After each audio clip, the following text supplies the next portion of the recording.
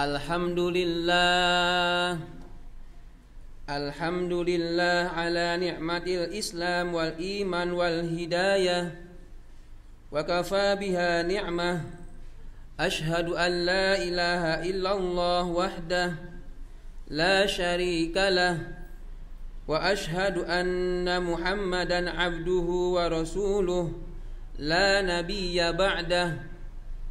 Allahumma salli wa sallim wa barik ala Muhammadin bin Abdillah wa ala alihi wa sahbihi wa man wala. La hawla wa la quwwata illa billah. Amma ba'd. Faya ayyuhal muslimun, usi binafsi wa iyyakum bitaqwallah, faqad fazal muttaqun.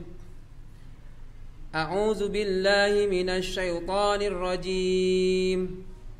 Ya ayyuhalladzina amanu taqullaha haqqa tuqatih wa la tamutunna illa wa antum muslimun. Shadaqallahul azim. Hadirin jamaah sholat Jumat rahimakumullah, marilah kita panjatkan syukur kita kehadirat Allah Subhanahu wa taala atas segala limpahan nikmat, nikmat Islam, nikmat iman, nikmat hidayah yang dianugerahkan kepada kita semua. Shalawat dan salam semoga Allah tetap curahkan kepada junjungan kita Nabi Muhammad sallallahu alaihi wasallam, juga kepada para keluarganya, para sahabatnya, dan yang mengikutinya hingga akhir zaman kelak. Mudah-mudahan kita termasuk di dalamnya. Amin. Selaku khatib saya berwasiat, mari kita meningkatkan ketakwaan kita kepada Allah dengan takwa yang sebenar-benarnya, sebagaimana ayat yang tadi dibacakan, yang artinya, hai orang-orang yang beriman, bertakwalah kalian semua kepada Allah dengan takwa yang sebenar-benarnya, dan janganlah kalian mati kecuali dalam keadaan berserah diri. Hadirin rahimakumullah,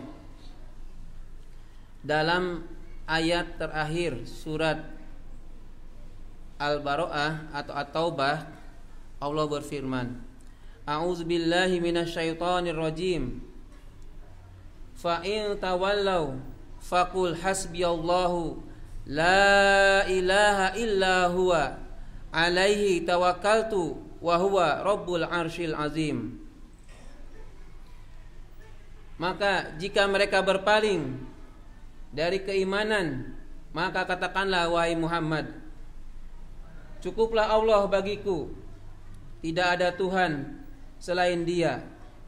Kepadanya lah aku bertawakal, dan Dialah Allah, Tuhan yang memiliki arsy yang agung. Hadirin rahimakumullah, ayat ini terkait dengan peristiwa Nabi Muhammad ketika mendapati orang-orang kafir yang melawan, yang enggan diseru untuk menyembah Allah. Lalu Allah memberikan motivasi dengan berupa ucapan, yaitu hasbiyallah, hasbiyallah la ilaha illa huwa alaihi tawakkaltu wa huwa rabbul arsyil azim. Cukuplah bagiku Allah. Siapa Allah? Dialah, tidak ada Tuhan selain Allah. Ketika menyandarkan apa-apa kepada Allah dengan mengucap hasbiyallah, maka yang lain tidak ada apa-apanya. Bahwa Allah sebagai Tuhan, tempat satu-satunya tempat untuk bertawakal kepadanya. Alaihi tawakkaltu. Dan Dialah Allah yang memiliki sebagai Tuhan yang memiliki arsy yang agung. Kekuasaannya luas, kekuasaannya besar. Tidak ada yang bisa mampu menyempitkan, tidak ada yang bisa mampu mengecilkan. Allah lah Rabbul Arsyil Azim. Hadirin rahimakumullah, ayat ini kaitannya dengan asbabun nuzulnya.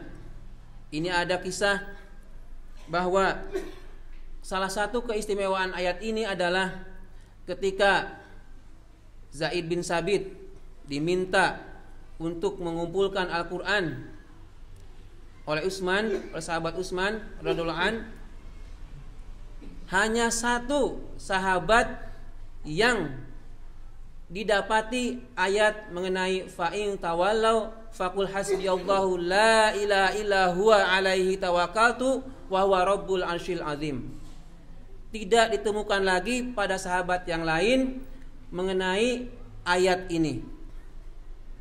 Meskipun tidak ada sahabat yang lain yang mendapati ini, tapi diyakini Huzaimah, sahabat ini dipercaya oleh Rasul, dipercaya dalam golongan sahabat orang yang dapat dipercaya. Sehingga salah satu istimewanya ini adalah hanya satu orang yang kuasa, yang dapat ditemukan ada ayat Al-Quran melalui dari Nabi Muhammad SAW yang ketika dikumpulkan oleh Zaid bin Sabit. Lalu kita melihat isinya. Di antaranya ada kata-kata hasbiyallah, cukuplah Allah.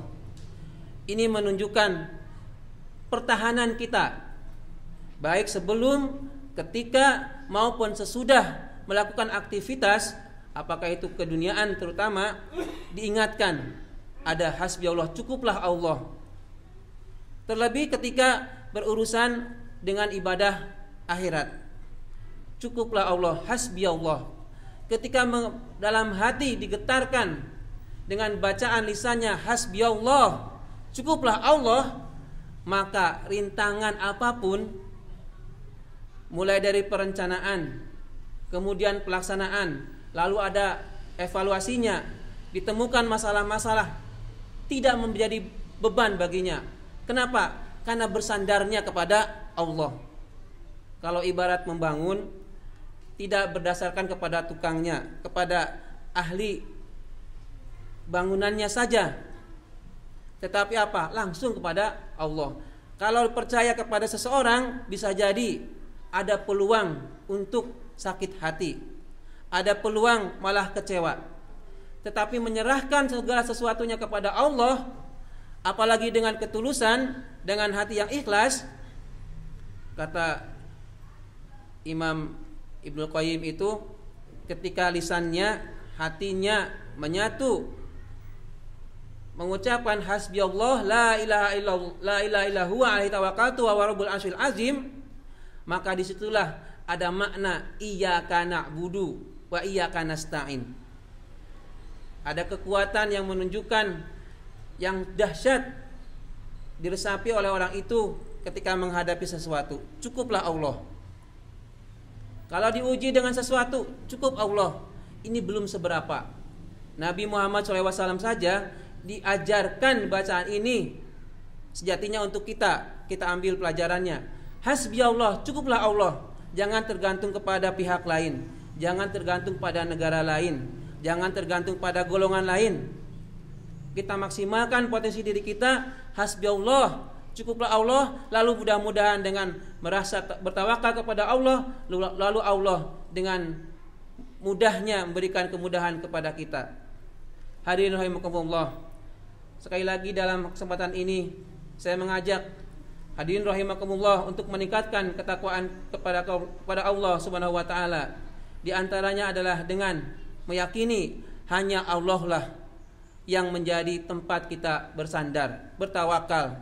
Cukuplah Allah bagiku, kepadanya lah kita bertawakal.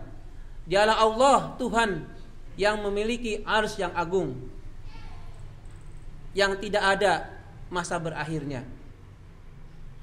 Barakallahu li wa lakum fil Qur'anil azim wa nafani wa iyyakum bima fihi minal ayati wa dzikril hakim wa taqabbal minni wa minkum tilawatahu innahu wal ghafurur rahim.